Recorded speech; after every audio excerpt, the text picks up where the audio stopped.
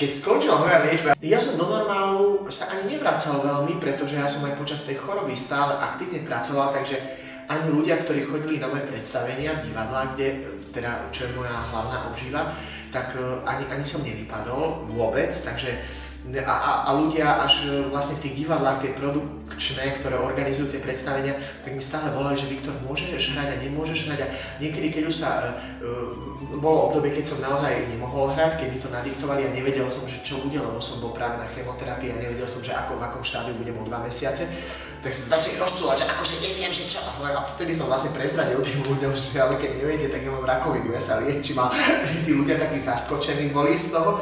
No ale v konečnom dôsledku nikto z divákov nezbadal, že som bol chorý a vlastne ten návrat do normálu mi tak plynulo prešiel, že nikto si ani nič neuvedomil a nezbadal a ja som znova tu a robím.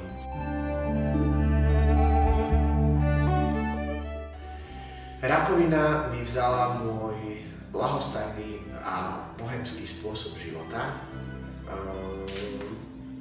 Dala mi nových kamarátov, nové hodnoty v živote, nový životný štýl, zdravší životný štýl a ešte predtým sa chcem vrátiť k tomu, že vzala mi ešte množstvo zbytočných ľudí v mojom okolí, čo bolo super.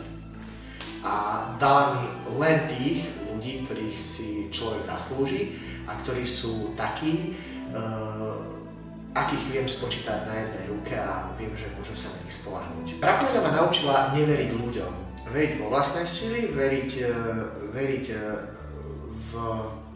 vo vlastnú intuíciu a asi toľko.